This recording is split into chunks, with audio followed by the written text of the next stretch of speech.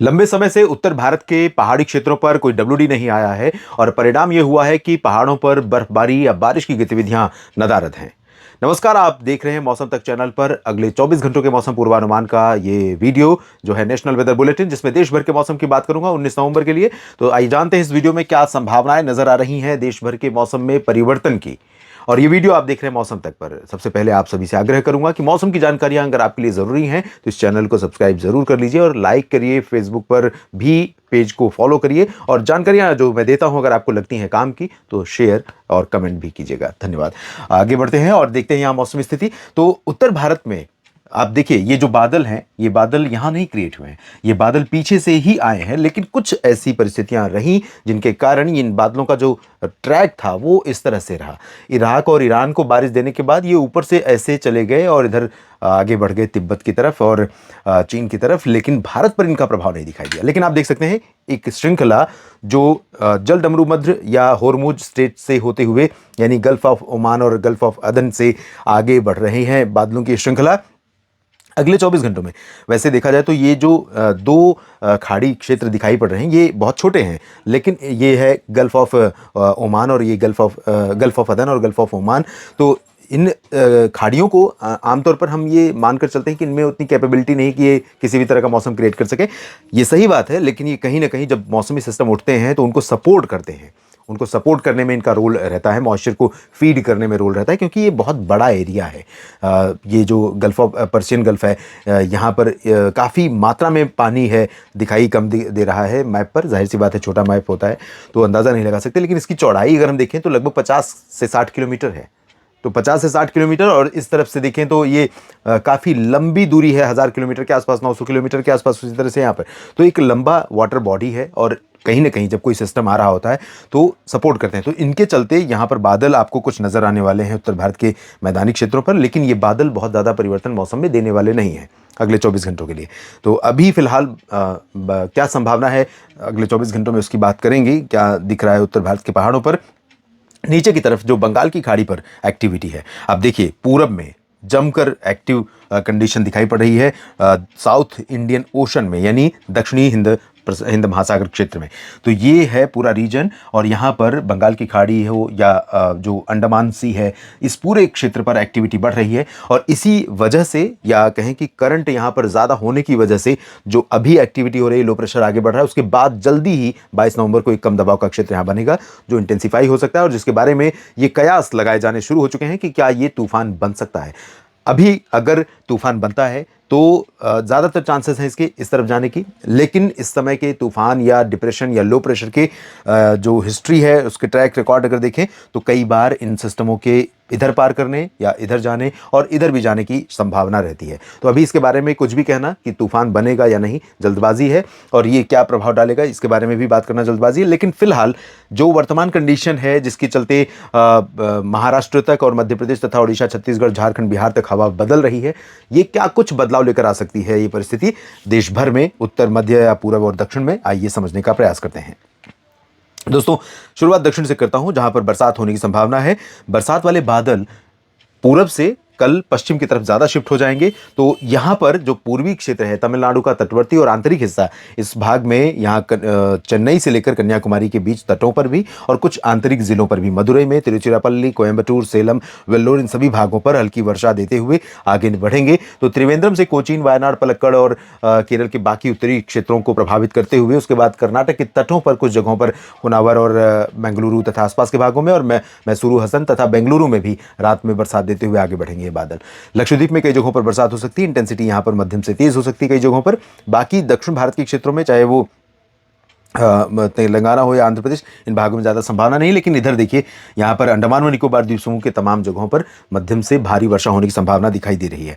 तो आंध्र प्रदेश के तटों के करीब ये बादल, इन हवाओं का प्रभाव बढ़ेगा, रायलसीमा पर भी और तेलंगाना पर भी, और बादल कुछ दिखाई भी पड़ेंगे यहाँ पर। साथ ही उत्तरी आंतरिक कर्नाटक और दक्षिणी आंतरिक कर्नाटक के ऊपर भी बादल दिखाई देंगे। लेकिन पूरा का पूरा नॉर्थ इंटीरियर कर्नाटका, तेलंगाना और जो दक्षिणी आंतरिक कर्नाटक के उत्तरी शहर हैं चित्रदुर्गा, बेल्लारी समेत और रायलसीमा, तटीय आंध्र प्रदेश, इन सभी भागों में अभी ड्राई वेदर रहेगा।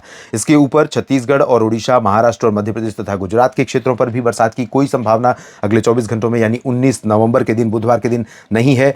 सूरत, वलसाड़, नवसारी, डांग, तापी, भरूच से लेकर मेहसाना, पाटन, साबरकांठा, बनासकांठा, कच्छ, राजकोट, द्वारका, जामनगर, ओखा, नलिया, भुज समेत एंटायर सौराष्ट्र में ड्राई वेदर रहेगा। लेकिन यहाँ पर और देश में कई जगहों पर हवा का जो रुख बदल रहा है उसके चलते तापमान में अंतर आ रहा है, तापमान बढ़ घट रहा है। लेकिन यहाँ पर अभी कंसिस्टेंसी उत्तर की हवा की बनी हुई है। तो अहमदाबाद और वडोदरा के ऊपर का जो हिस्सा है, इन भागों में थोड़ा सा मौसम ठंडा ही रहेगा जैसा अभी है, बिलो नॉर्मल टेम्परेचर के चलते। लेकिन वल्लभ विद्यानगर और छोटा उदयपुर, डांग, तापी, भरूच के नीचे का जो हिस्सा है, सूरत, वलसाड़, नवसारी, इन सभी भागों में टेम्परेचर बढ़ेगा मिनिमम खासतौर पर, और मैक्सिमम में कोई ज़्यादा अंतर अभी नहीं आएगा।